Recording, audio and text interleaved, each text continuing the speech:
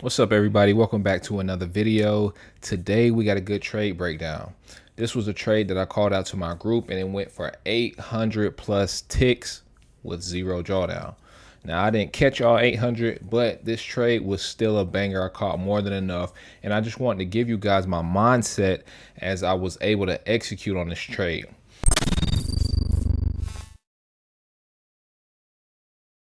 So I called this trade out to my group today, and I called this model out way before the market even opened. I called it out in like pre-market. Before we get into all that, I want to break down what my model is. This is my A plus go-to setup, the same setup that y'all see me post on my Instagram story every single day, the same setups that I call in my Discord every single trade.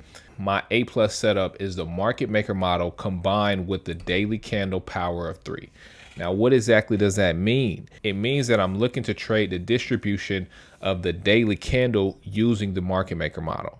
And I don't just trade any market maker model because obviously price is fractal and the market maker model could be happening on multiple different time frames at the same time.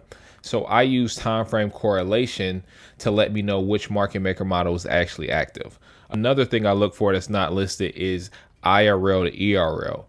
IRL being a fair value gap or order block, and ERL being a swing high or a swing low. So let's get into it.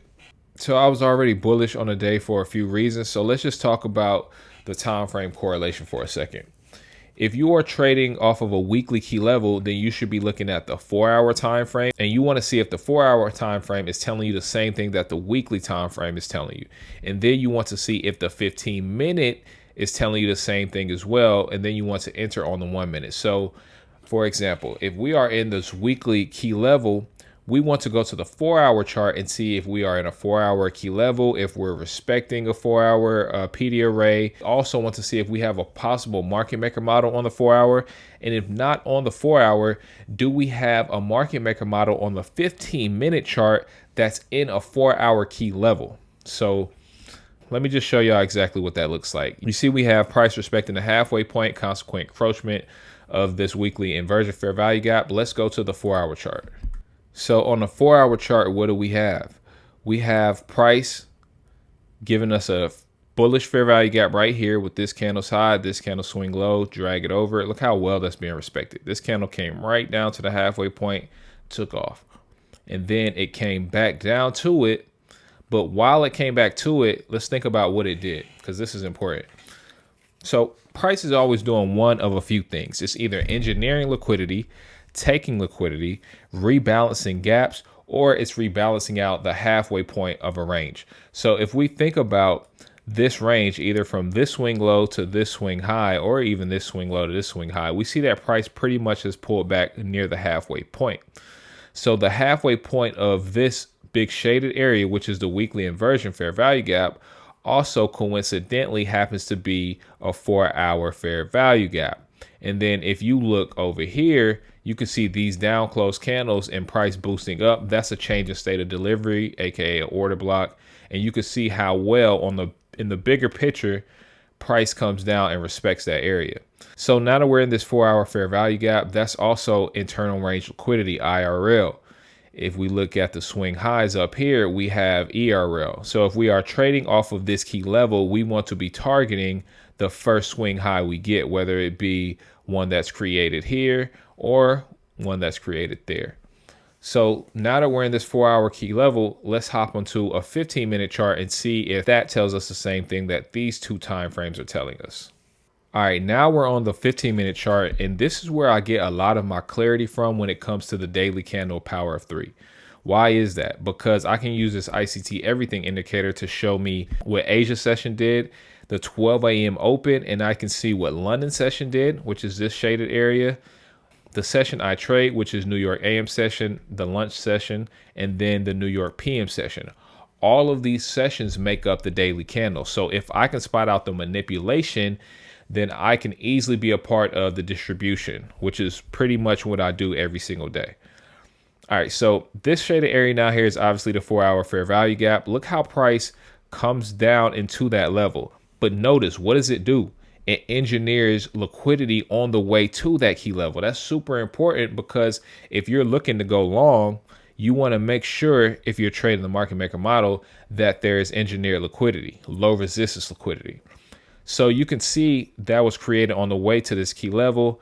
And once price gets to a key level, a lot of retail traders are going to think that this is going to be a breakout. That's when price smart money reverses, traps everyone, and then goes higher. So let me just show you guys what a bullish candle looks like from a daily power of three perspective. So price opens up with the 12 a.m.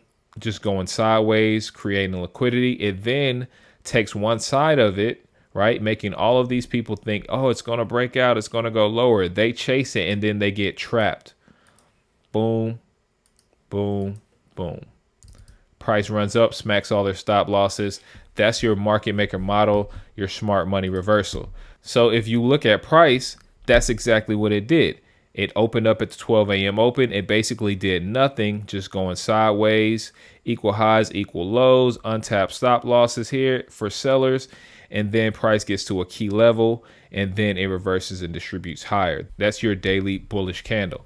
Now, let's get back to the market maker model, right?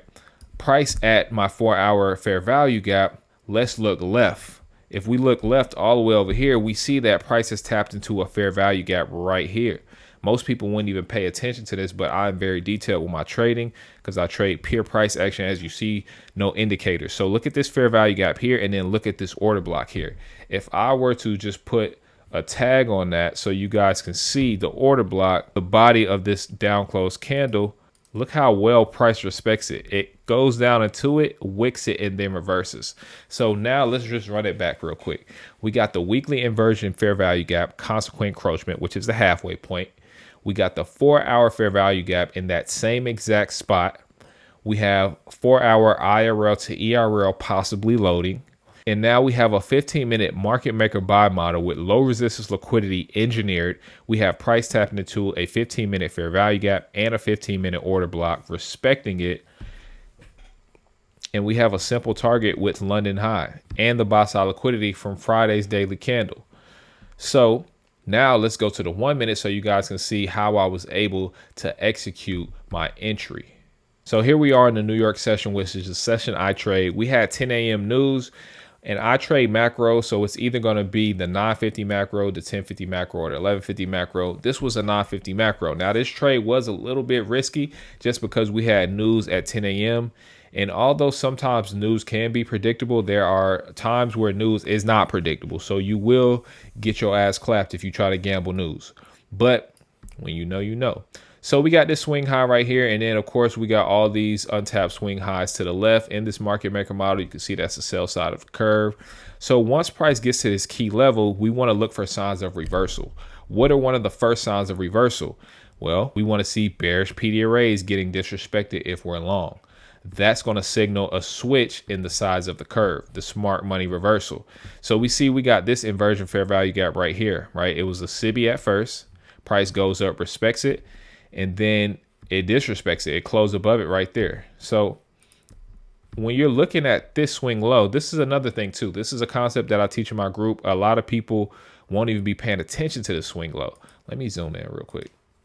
It's called fake displacement, the real displacement. Look at this swing low right here. A lot of people, they won't even be paying attention to the swing low. Like I said, I'm a very detailed trader. So when you see price get ran like this, but it doesn't displace it, the body of the candles don't close below it, that's fake displacement. Once you have real displacement following that fake displacement, you know that the smart money is in the market. So once I saw that, I was like, okay, yeah, it's probably time for an entry. We also had SMT somewhere in here, entry SMT. I forget where, but we had SMT with ES as well. But I entered right here on a more advanced entry based off of this inversion fair value gap right here and everything else. Look at how well price goes up. It closes above it, and then this candle opens up with the power of three, comes down right there to the halfway point. Boom. I enter, put my stop loss underneath, safety first. I called this out to my group, and it had no drawdown. I was targeting here for my first partial, right? And I wanted to be out before news, but price started to pull back to the halfway point of this range from this swing low to this swing high. And look at this. It left a fair value gap right here. So it came right back to the entry and still zero drawdown. So if you didn't take this entry right here, you could have taken this entry. And once I see stuff like this happen, once price like goes up, but it doesn't take this high, but it comes back and still respects the bullish PD array, the bullish order flow, I know that that was just a move to engineer more liquidity. It wanted to put more people stop loss in because people are going to sell here, think it's going to go down and melt, so they can just get smacked right there. The market is always going to engineer liquidity to take it. So when I see stuff like this, I don't really panic as long as price is still holding these bullish PD arrays. So it came back to this level, boom, and then right there at 10 o'clock, the news hit. It took me out of the trade, boom, and then I actually re-entered because this was London high.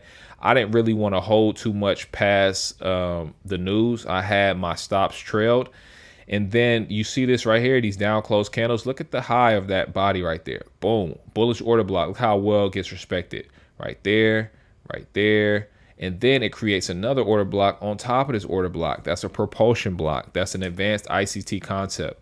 Look how well that gets respected. Bullish order flow. Boom, boom, boom. And then from there, it just took off. It just went crazy. Like, this was a good trade. I didn't really hold it because price action has been choppy because of the elections. But this just ran. It ran all the way up to the buy side liquidity. And yeah, this was just an amazing trade, man. Beautiful. And then once it got over London high, you see that this bullish breaker right here also got respected with this move, and that just sent it up there. So this was a good ass trade. This is the same exact type of trade I'm taking every day. I'm trading strictly process based. If I don't see the same confluences, if I don't see that same sequence, I'm not trading. And this was just a great execution. So hopefully you guys were able to get some value out of this video. And until the next one, out.